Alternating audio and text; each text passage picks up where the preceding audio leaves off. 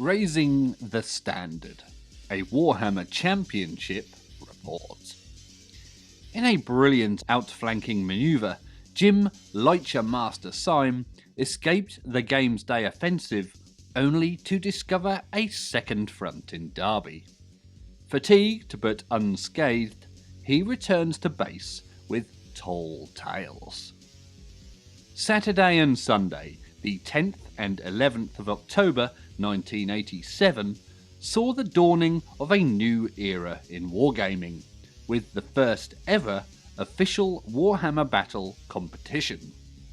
The competition took place at what has rapidly become one of the most popular and prestigious events in the gaming calendar, the World Wargames Championships, held at the Assembly Rooms in Derby.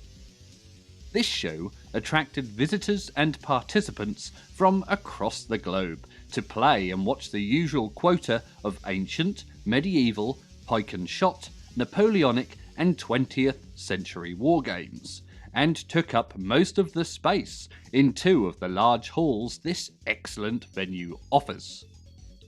The remaining space was taken up by a multitude of trade stands and a variety of excellent demonstration and participation games.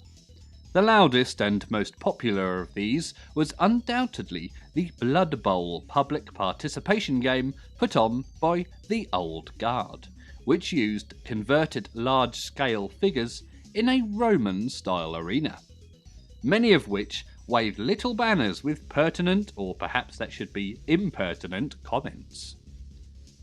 Games Workshop did indeed have a stand at the show, despite the fact that most of our minions were involved in the Great Games Day Exodus over the same weekend.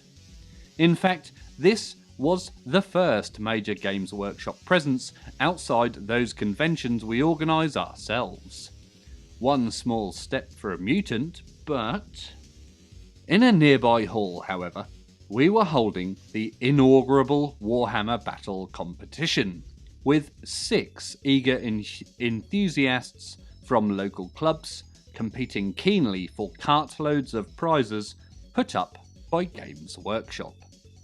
6 2,000-point armies drawn from the Ravening Hordes army lists were arrayed on 3 6x4 tables ready for the fray.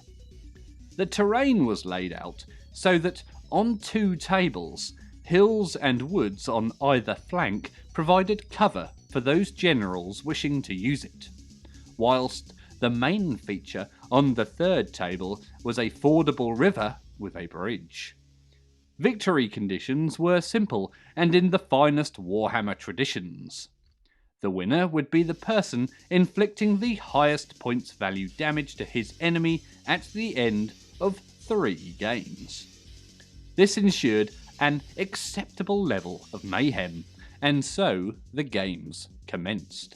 The first round saw Greg Humphreys with an unsavoury collection of orcs and goblins face off against Anthony Gillor's smaller but perfectly formed elven army. Andrew Goodman, aided by a stout band of dwarves, ranged against a scurrying horde of Skaven ratmen commanded by Warpseer Stephen Borthwick. And old world race relations finally collapsed when David Morris sent his army of dwarves against the elven might of Matthew Swift.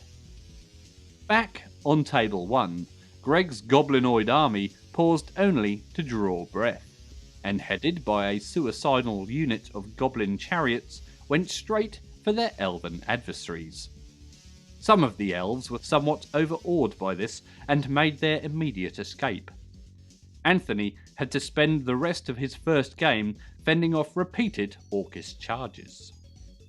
The game on Table 2 started more sedately, with an early advantage being given to the dwarves due to the effective fire of a stone-throwing engine. A charge by Matthew's mounted elves looked as though it might save the day, but the dwarves emerged victorious with well-blooded axe blades. With too many Skaven to protect behind scant cover, a regular flurry of crossbow bolts and stone thrower missiles flew across Table 3, whittling down the rat packs who finally routed. The most effective Skaven unit, which incorporated a pack of Chaos Hounds, could not save the day for the vermin hordes. By the time the Skaven came within charge range of the dwarves and deployed warp flamethrowers to soften the enemy up, their defeat was inevitable. The warp flame teams also showed an alarming habit of lighting the wrong bits on their equipment, resulting in their own immediate destruction. At the end of the first round of games, Greg Humphrey's Goblinoids had a clear points advantage, with Andrew Goodman's dwarves close behind. So, a short break for refreshments, and back to the fray. For the second round, we had Goblins against Skaven, and 2 Elf versus Dwarf conflicts. On Table 1, the Orcs and Goblin chariots again headed straight for the foe, and like the Elves before them, the Skaven began to run. Other rat packs began making a similar assessment of the situation, and soon began leaving the scene of the action, and again Greg had only to deal with a holding action as the Chaos Hounds fell and warp flamethrowers continued to explode in a blaze of pyrotechnics. On Table 2, Matthew looked fairly confident as he faced another Dwarven army over the same terrain as his first game. But alas, his early expectations were never truly realised, as the Elf cavalry charge failed to break the Dwarf line, and his troops were decimated once more by the Dwarf mincing machine. On Table 3, Elves and Dwarves fought a stirring battle, which ended in carnage as Antony's war dancers tried to relieve a beleaguered Elf unit holding off the hordes of Dwarves who had surrounded their square formation. The first day ended with Greg and his Orcs still ahead on points, closely followed by Andrew and David's Dwarves, while Elves and Skaven had evidently not fared well in the combat. However, it was still close enough for anyone to snatch overall victory. And so to Sunday, with the final round of games and everything to play for. We expected that the eventual winner could well be either Greg with his Orcs or one of the Dwarf commanders. But in Warhammer Battle, anything can happen. Table 3 saw Stephen's Skaven facing Matthew the Elf. Both players had yet to win a game. Headed by Chaos Hounds, the Rat Pack swarmed over the table, allowing the Elves only a few ineffective volleys from their archers before the entire Elven battle line was overwhelmed, allowing Matthew to save only his cavalry. Greg and David had a grueling game as Greg's nasty green creatures crossed the river and headed for the defensive dwarf positions. Surprisingly, David began to march a dwarf unit down one flank, despite the fact that dwarves are not exactly the fastest troops in the Warhammer world. The suicide charge of the Goblin chariots turned into a repeat of the charge of the Light Brigade, and this tactic, so successful in Greg's earlier games, was a disaster. Undaunted, Greg moved up his Goblin units and unleashed his secret weapon, Goblin Fanatics. While these ball and chain wielding weirdos whirled their deadly way through dwarf ranks, heroes and champions fought in personal combat. Having successfully stopped the dwarf flanking maneuver, Greg then attacked the crew of the deadly dwarf stone thrower and captured it. One of the most dramatic actions of the event. Meanwhile, on Table 1, we had a real surprise. Antony's Elves lined up against Andrew's Dwarves and beat them in a race to the commanding terrain. He then launched a deadly rain of bowfire while his war dancers, in ever-decreasing numbers, skipped through unit after unit of dwarves. The level of carnage left only 8 dwarves remaining on the table. The mighty stone-throwing engine had been pushed off the edge of the world, or the table edge, so Antony had built up a massive points total. We all waited with bated breath while the table 2 came to an end and David and Greg calculated their losses. David had finally won the battle, the only player to win all 3. But the devious goblins had accrued enough points to win the competition. So ended a fiercely fought contest that everyone enjoyed, players and public alike. The tables had been crowded around by onlookers, issuing comments, warnings, and advice. I then had the pleasant task of awarding the prizes. Each stalwart player received a copy of Warhammer 40,000 and a box of new Space Marines.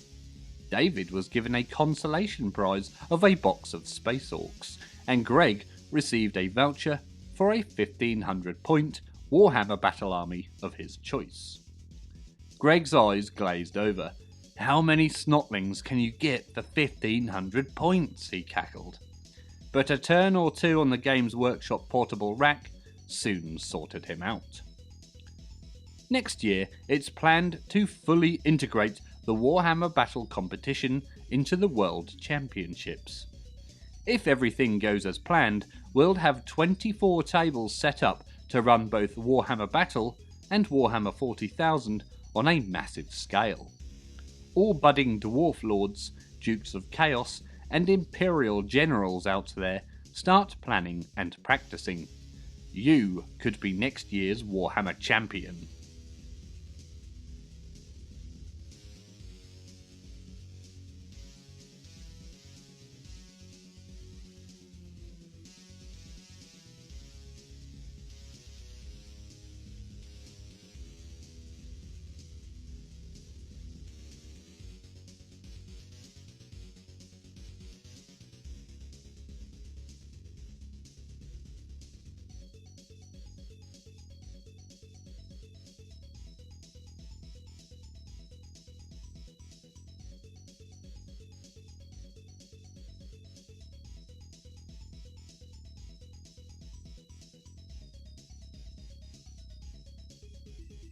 Thank you very much for watching.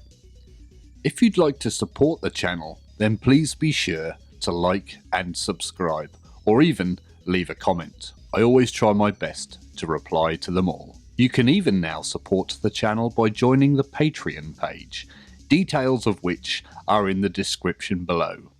Thank you again for watching, and always remember to drill your barrels.